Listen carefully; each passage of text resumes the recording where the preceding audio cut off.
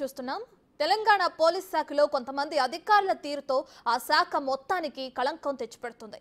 కాసుల కక్కుర్తితో లంచాలు బొక్కుతూ చేస్తున్న వృత్తికి మాయని మచ్చనంటిస్తున్నారు. రాష్ట్రంలో కొద్ది రోజుల నుంచి జరుగుతున్న ఘటనలపై ఉన్నతాధికారులు చర్యలు తీసుకున్నా సిబ్బందిలో ఎలాంటి చలనం లేదు. కనీసం చర్యలుంటాయన్న భయమూ లేదు. నిన్న ఒకే రోజు రాచకొండ కమిషనర్ పరిధిలో 5 పోలీస్ అధికారులపై వేటుపడింది. 2 ఎస్ఐలు, ఓ ఏఎస్ఐని రాచకొండ సిపి తరుణ్ జోషి సస్పెండ్ చేశారు. 2 సిఐలను కమిషనర్ ఆఫీస్ కు అటాచ్ చేస్తూ ఉత్తర్వులు జారీ చేశారు. ఉప్పల్ పిఎస్ లో పనిచేస్తున్న ఎస్ఐ శంకర్ నిందితుల నుండి 2,70,000 లంచం తీసుకున్నట్లు దర్యాప్తులో గుర్తించారు.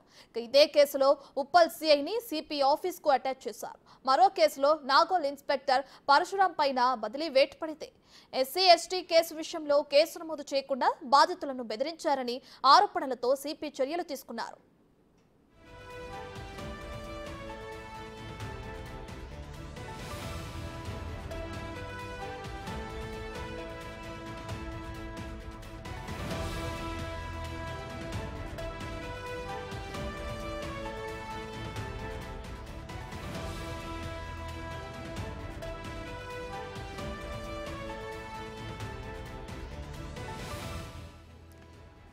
ఇక తెలంగాణ పోలీస్ శాఖలో కొంతమంది అధికారుల తీరుతో ఆ శాఖ మొత్తానికే కళంకం వస్తుంది. రాష్ట్రంలో కొద్ది రోజుల నుంచి జరుగుతున్న ఘటనలపై ఉన్నతాధికారులు చర్యలు తీసుకున్న సిబ్బందిలో మాత్రమే ఎటువంటి మార్పు కానీ చలనం కానీ రావటం లేదు. కనీసం చర్యలుంటాయన్న భయం కూడా లేకుండా పోతుంది. నిన్న ఒకే రోజు రాచకొండ కమిషనర్ పరిధిలో 5 పోలీస్ అధికారులపై వేటు పడిందంటే వారి ప్రవర్తన ఏ విధంగా ఉందో కూడా అర్థం చేసుకోవచ్చు. అయితే 2 ఎస్ఐలు, ఓ ఏఎస్ఐని రాచకొండ సిపి తరుణ్ జోషి సస్పెండ్ చేశారు. 2 సిఐలను కమిషనర్ ఆఫీస్ కు అటాచ్ చేస్తూ ఉత్తర్వులు జారీ చేశారు. ఉప్పల్ పిఎస్ లో పనిచేస్తున్న ఎస్ఐ శంకర్ నిందితుల నుంచి 2,70,000 రూపాయల లంచం తీసుకుంటున్నట్లు కూడా దర్యాప్తులో గుర్తించారు అధికారులు. ఇదే కేసులో ఉప్పల్ సిఐని సిపి ఆఫీస్ కు అటాచ్ చేశారు.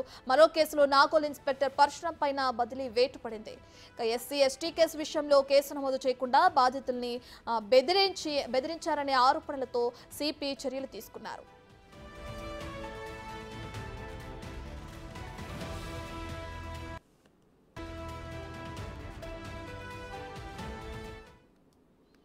ఇదే అంశానికి సంబంధించి మరింత సమాచారాన్ని మా ప్రతినిధి సురేష్ లైవ్ అందిస్తారు.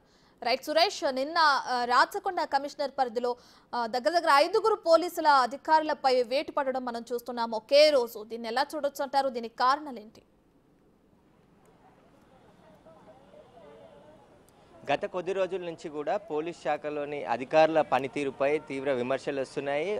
వాళ్ళ ప్రవర్తనకు సంబంధించిన వ్యవహారాలు కూడా బయటపడుతున్నాయి. మొన్న కాళేశ్వరం పోలీస్ స్టేషన్లో ఎస్ఐగా ఉన్నటువంటి హెడ్ కానిస్టేబుల్పై రివాల్వర్ చూసి రేప్ చేసిన ఘటన మరో ఘటన ఇక్కడ ఉప్పల్లో కూడా ఇలాంటి సేమ్. ఎందుకంటే నిందితులతో కలిసి పోలీసులు చేతులు కలిపారు. ఇక్కడ ఎస్ఐ ఏకంగా 2,70,000 రూపాయలు లంచం తీసుకున్నాడు. అయితే ఉప్పల్ పోలీస్ స్టేషన్కి ఒక బాధితురాలు ఇట్లా వేధింపులకు గురి చేస్తారు, బ్లాక్మెయిల్ చేస్తారు అని చెప్పేసి కూడా బాగాయత్లో ఫోటోలు తీసి కొంతమంది నిందితులు భయాందోళనకు గురి చేస్తున్నారని చెప్పేసి ఫిర్యాదు చేసింది డయల్ 100 ద్వారా. కానీ పోలీసులు అక్కడికి చేరుకొని లోపే నిందితులు అక్కడి నుంచి పరారయ్యారు. బాధితురాలు కూడా కంప్లైంట్ ఇచ్చి ఇక్కడ నుంచి వెళ్ళిపోయారు. ఢిల్లీలో ఉంటారు కాబట్టి వాళ్ళు వెళ్ళిపోయారు. అయితే ఆ కేసులోనే తర్వాత ఇన్వెస్టిగేషన్ ప్రారంభించిన ఎస్ఐ శంకర్ కొంతమంది నిందితులను గుర్తించడం జరిగింది. కొంతమంది బాగాయత్కు అదేవిధంగా ఉప్పల్ పరిసర ప్రాంతాల్లో ఉండే నిందితులంతా కూడా కలిసి బ్లాక్మెయిల్ పాల్పడినట్టు గుర్తించారు. అయితే బ్లాక్మెయిల్ పాల్పడిన నిందితుల నుండే డబ్బులు తీసుకొని పిటి కేసు ఏర్పాటు చేసి ఇక్కడ నుంచి